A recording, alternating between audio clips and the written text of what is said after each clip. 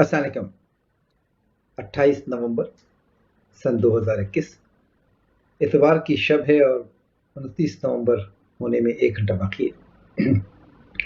Covid का नया variant Omicron south Africa और सूरत हाल। आज का सवाल है औज़ु बिल्लाहि मिनश शैतानिर रजीम बिस्मिल्लाहिर्रहमानिर्रहीम।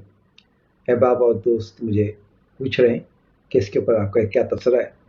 तो मैं भी नज़र रख के बैठा हुआ हूँ, पढ़ रहा हूँ जो मालूमात दस्तयाब हैं और जो पेशगी मालूमात हमारे पास हैं या जो इल्म है उससे उसको परख रहा हूँ। कुछ ऐसा महसूस होता है कि सेंसरशिप है, तो बहुत एहतियात से गुफ्तगू करूँगा कि उसको लोग सेंसर में ना ले जाएं जो सेंसर कर रहे हैं और जो अफवाहें बहुत तेज़ फैला रहे हैं, जो 2 को 22 बता रहे हैं। तो इस लिहाज से बड़े एहतियात से बात करूँगा। देखिए, पहले हम वेरिएंट को समझ लेते हैं, क्योंकि कई बार इस मौज़ूआत पे गुफ्तगू कर चुका हूँ और इसलिए समझता हूँ कि आप बहुत सी चीज़ें समझते होंगे जिस पर गुफ्तगू हो चुकी है, लेकिन फिर भी कुछ सादा सी बातों को समेट लेता हूँ। जब भी कोई एक नया वायरस पिछले वायरस से वजूद में आए तो उसमें कुछ तब्दीली होती है। जिस तरह बाप के बेटे में और बेटे के बेटे में कुछ तब्दीलियां होंगी, एक्सैक्ट कॉपी नहीं हो सकता। उन तब्दीलियों में हम देखते हैं कि तब्दीलियां क्या उसकी फ़ायदे नुकसानात पर असरअंदाज होती हैं, उसके काम करने पर असरअंदाज होती हैं। उस लिहाज से हम करेक्टराइज करते हैं कि तब्दीली कितनी अहम है। इसी अंदाज से वायरस जब भी मल्टीप्लाई करेगा, 1 से 2 होगा, 2 से 4 होगा, 4 से 8 होगा, तो उसके अंदर तब्दीलियाँ आएंगी। कौन सी तब्दीलियाँ इस काबिल हैं कि उस पर नोटिस किया जाए, कौन सी तब्दीलियाँ खदशे का बाइस बन सकती हैं और कौन सी तब्दीलियाँ नुकसान का बाइस बन सकती हैं, कौन सी तब्दीलियाँ मोहलिक हो सकती हैं और कौन सी तब्दीलियाँ जो उसका पहले नुकसान था उसको कम कर सकती हैं, सारी नज़र रखनी पड़ती है। हमारी नज़र मुस्तकिल इस तशवीश के साथ जुड़ी हुई है कि हर आने वाली तब्दीली को हम वेरिएंट कहें और वेरिएंट को ये साबित करने की कोशिश करें, चाहे वो मीडिया हो, चाहे वो हुक्काम बाला हो, जो हालात मैं देख रहा हूँ कि ये ज़्यादा ख़तरनाक है। वायरस या बैक्टीरिया तब्दीलियों के साथ फ़ायदेमंद भी साबित होता है कि वो अपने नुकसानात कम करता जाता है। तो उस वक्त तो मैंने नहीं देखा कि उन तब्दीली वाले उन वेरिएंट को किसी ने आइडेंटिफाई किया हो। हमने चाहे कैपा वेरिएंट का हो, चाहे डेल्टा वेरिएंट का हो, चाहे वो कैलिफोर्निया का वेरिएंट का हो, जहाँ जहाँ का हमने नाम रखा वेरिएंट का, इंडिया वेरिएंट हमने रखा, डेल्टा वेरिएंट, तो वो उसका आप नंबर देते हैं 1.1.1, फिर आप नंबर दे देते हैं किस तब्दीली का ये नंबर है। तो बजाय नंबर से पढ़ने के आपने इसको डेल्टा वेरिएंट पढ़ा, अब आप इसको ओमिक्रॉन ओमिक्रॉन वेरिएंट कह रहे हैं ताकि खौफ आसानी से फैल सके। इससे ज़ाती तौर पे मैं यही समझता हूँ। जिन लोगों को वैक्सीन लग चुकी है, क्या उनको ये वेरिएंट नुकसान पहुँचाएगा?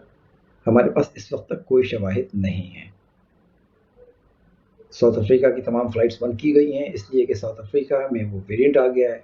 अब पूछना ये था कि वेरिएंट जो साउथ अफ्रीका ने आइडेंटिफाई किया है अपनी जीनोम सर्विलेंस के साथ, हम तो कर नहीं रहे वो सर्विलेंस, तो जिन्होंने जो नहीं कर रहे वो ये कैसे कह सकते हैं कि उनके पास ये वेरिएंट नहीं है? अभी इस वेरिएंट के नुकसान और फ़ायदे पर मैं बात नहीं कर रहा, लेकिन मजमूई तौर पर मैं आपसे बात करना चाह रहा हूँ कि ये जो तब्दीली आई है इस वायरस के अंदर, ये जो तब्दीली आ रही है, हम कह रहे हैं बहुत सारी तब्दीली हैं। इनमें वो तब्दीलियाँ हैं जो डेल्टा में हम नोट कर चुके हैं, जो हम इससे पहले वाले वेरिएंट में नोट कर चुके हैं। उन तमाम तब्दीलियों को मिलाकर पढ़ रहे हैं कि भाई इसमें बहुत बड़ी तब्दीली आ गई है। मैं आपको एक और बात बताऊँ, तब्दीली क्या आई है स्पाइक प्रोटीन में। इसकी मेम्ब्रेन प्रोटीन है, इसकी एनवेलप प्रोटीन है, इसकी न्यूक्लिक प्रोटीन है। स्पाइक प्रोटीन जो बाहर कांटे हैं इस वायरस के स्ट्रक्चर के बाहर जो कांटे हैं, जो उसको इस वायरस को प्रोवाइड करते हैं एबिलिटी, अहलियत के वो जाकर जहाँ पे जा रहा है वहाँ लैंड कर सके। ये कांटे, ये स्पाइक जो प्रोटीन के होते हैं वो इसलिए होते हैं। अब स्पाइक इस तरह समझिए कि मेरे बाल, सर पर बाल हैं, एक बाल अगर सफ़ेद हो जाएगा تو نظر تو آئے گا. تو اگر اسپائک پروٹین کے کسی حصے پر اگر میوٹیشن ہو گئی ہے تو اس کا ہرگز یہ مطلب طے کر لینا کہ نہیں جی یہ تو ٹرانسمیسیبلٹی بڑھا دے گا. تو ٹرانسمیسیبلٹی بڑھے گا تو پھر کیا ہوگا؟ ان کے پاس جا رہا ہے نا جن کے پاس آلریڈی پہلے وائرس جا چکا ہے, یا تو قدرت پھیلا چکی ہے یا اس کو ویکسین لگ چکا ہے. پھر کیا ہوگا؟ ویکسین اثر کرے گی یا نہیں کرے گی, اثر تو نہیں کھو دے گی. اب یہ بات جو ہے نا وہ بہت احتیاط سے سمجھانے کی میں کوشش کرتا ہوں. آپ 5 لوگ بیٹھے ہوئے ایک غم کی خبر سنتے ہیں, تو 4 جو لوگ ہیں ان کو زبان سمجھ میں نہیں آتی اردو, 5ویں کو اردو سمجھ میں آتی ہے. جس کو اردو سمجھ میں آتی ہے غم کی خبر سنتا ہے, اس کی آنکھیں اگر نم ہو جائیں تو یہ کیوں ہوتی ہے نم؟ کہ اس کے ساتھ وہ اٹیچ ہے, باڈی کا بایو کیمیکل سسٹم کام کرنا شروع کرتا ہے, وہ نم ہو جاتی ہیں, فوری طور پہ نم ہو جاتی ہیں. یہ تو نہیں ہے سنتا آج ہے اور نم ہوتی ہوں 1 ہفتے بعد. یہ تو نہیں ہے کہ لطیفہ سنتا آج ہو اور وہ ہنستا ہو 2 ہفتے کے بعد. تو باڈی میں اللہ نے اگر فرض کر لیجیے اینٹی باڈی ختم ہو گئی ہیں جو آپ نے ویکسین لگائی تھی یا جو اس نے انفیکشن ہوا تھا اس کے نتیجے میں باڈی نے جو اینٹی باڈیز بنائی تھی تو ختم ہو گئی تھی, تو یہ کس نے کہہ دیا کہ اہلیت بھی ختم ہو گئی ہے؟ یہ قدرت کا نظام ہے. جب اپنے جاننے والوں کو مشکل آئے گی تو آپ کو تکلیف ہوگی. تو اسی طریقے سے جب وائرس باڈی میں جائے گا تو باڈی فوراً اینٹی باڈیز بنا لے گی. جس طرح آنکھوں سے آنسو آ جاتے ہیں, کوئی چیز ٹکراتی نہیں ہے, آواز سے ہو جاتی ہے, بات سے سنتے ہیں, آنکھوں میں آنسو آ جاتے ہیں, دل ڈپریس ہو جاتا ہے, افسردہ ہو جاتے ہیں, خوش ہو جاتے ہیں, ہنسنے لگتے ہیں, رونے لگتے ہیں. جن کو زبان سمجھ میں آتی ہے ان پر اثر ہوتا ہے, جن کو سمجھ میں نہیں آتی ان کو اثر نہیں ہوتا ہے. تو یہ کون کر رہا ہے؟ یہ باڈی کا بایو کیمیکل سسٹم کر رہا ہے جو کہ قدرت نے بنایا ہے, اور یہ سسٹم موجود ہے. اب آئیے ایک اور طرف کہ جی بوسٹر ڈوز لگنا ہے تو ڈبل ڈوز لگنا ہے, ڈوز مکمل نہیں ہوئی. میں ان موضوعات پہ باتیں کرنا نہیں چاہتا تھا کیونکہ ایسا نہ ہو کہ لوگ مکمل بات نہ سمجھ سکیں اور اس سے خدشات لوگوں کے بڑھانے پہ کا میں ذریعہ بن جاؤں. لیکن کلیئر کر لیتا ہوں کہ ہم یہ بوسٹر ڈوز کیوں لگا رہے ہیں.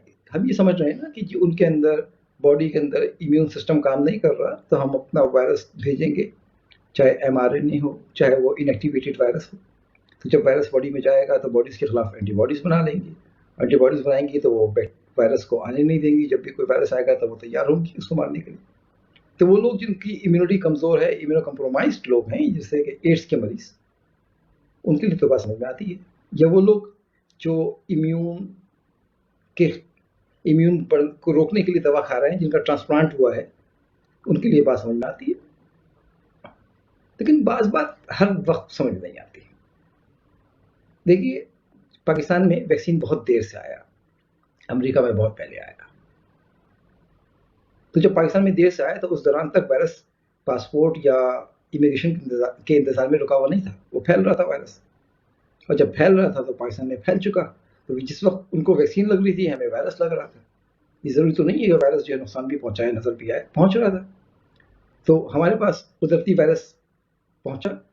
جس طرح سے جب بھی آپ ڈیٹا کو اسیس کریں گے, زمینی حقائق کو اسیس کریں گے, تو آپ کو افغانستان اور دوسرے ممالک کے درمیان فرق بتانا پڑے گا کہ آسٹریلیا میں کتنا خرچہ کیا کووڈ کے لیے اور افغانستان میں کتنا خرچہ کیا, دونوں کے ریزلٹس کیا ہیں, کلینکل آؤٹ کمز کیا نکلا, گراؤنڈ ریئلٹیز کیا ہیں, گراؤنڈ ریئلٹیز کے ایویڈنسز کیا ہیں.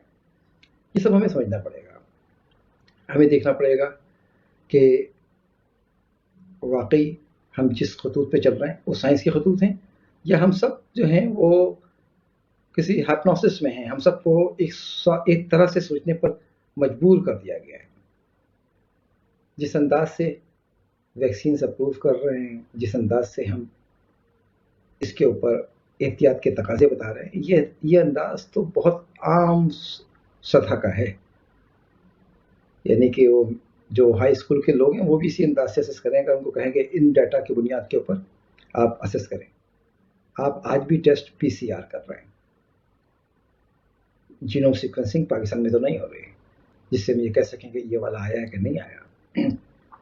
بہرکیف ابھی یہ کہنا بہت قبل از وقت ہے کہ یہ وائرس یا یہ جو میوٹیشن ہے وہ نقصان پہنچا رہا ہے. یہ بہت قبل از وقت ہے اور ایسے سب شواہد ابھی نظر نہیں آ رہے. ساؤتھ افریقہ کو اب اس لیے آئیڈینٹیفائی کر کے بیٹھے ہوئے ہیں کہ وہاں سے انہوں نے ایکسٹینسو کام کیا, انہوں نے सर्विलेंस की तो उनको नज़र आ गया, और जिन्होंने नहीं की हमने समझ लिया कि भाई उनके पास नहीं होगा। उम्मीद है कि गुफ्तगू मैंने जो की है वो कुछ समझ में आई हो, और सवाल जवाब आप कीजिए, मैं हाजिर हूँ। अपने तौर पे कोशिश करूँगा कि एक्यूरेसी के साथ जवाब दूँ। इन मौज़ूआत पर जवाब देने का हरगिज़ ये मतलब नहीं निकल रहा कि जी हमने दो एक्सट्रीम लेते ना, या तो कोविड है या कोविड नहीं है।